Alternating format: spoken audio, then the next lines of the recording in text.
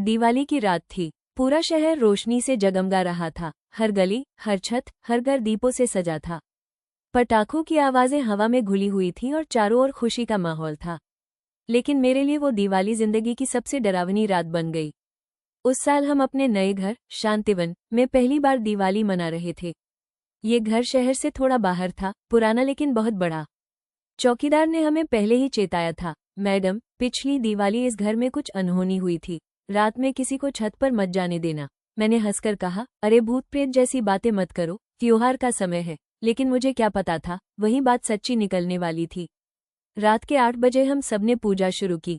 मैं पूजा की थाली तैयार कर रही थी, तभी मुझे थाली में एक पुराना मिट्टी का दिया मिला। अजीब बात यह थी कि वो पहले से वहां रखा हुआ था और उस पर हल्की सी दरार थी। नीचे कुछ उकेरा हुआ था, दीप जले, आत्मा चले। हमने सोचा शायद किसी पुराने मालिक का सामान होगा, इसलिए मैंने उसमें तेल डाला और बत्ती जला दी। जैसे ही लौ उठी, तेज हवा का झोंका आया। सारे दिए बुझ गए, सिर्फ वही पुराना दिया जलता रहा। और तभी मैंने देखा, दीवार पर एक परछाई हिल रही थी, जबकि वहां कोई खड़ा नहीं था। मेरा दिल जोर जोर से धड़कने लगा, लेकिन मैंने खुद को समझाया कि शायद रोशनी का खेल होगा। कुछ देर बाद बाहर पटाखों की गूंज सुनाई दी।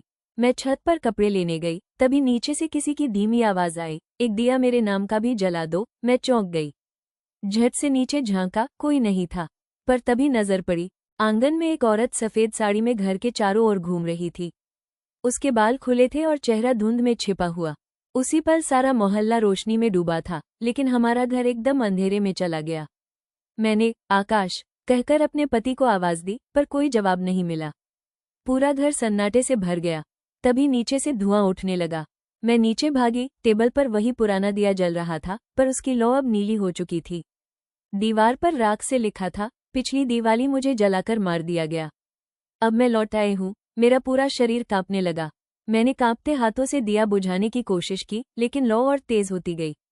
और उसी के साथ घर के हर कोने से वही आवाज गूंजने लगी, एक दिया मेरे नाम का भी जला दो। वो आवाज धीरे धीरे मेरे कानों के पास आने लगी, जैसे कोई बिल्कुल मेरे पीछे खड़ा हो।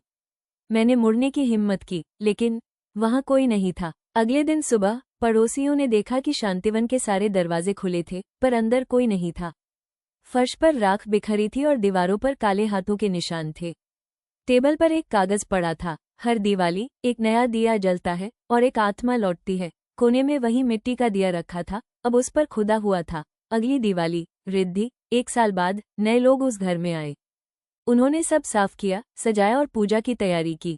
उन्हें एक पुराना दिया मिला, टूटा हुआ। नीचे खुदा था, रिद्धि। उन्होंने बिना कुछ सोचे उसे जला दिया।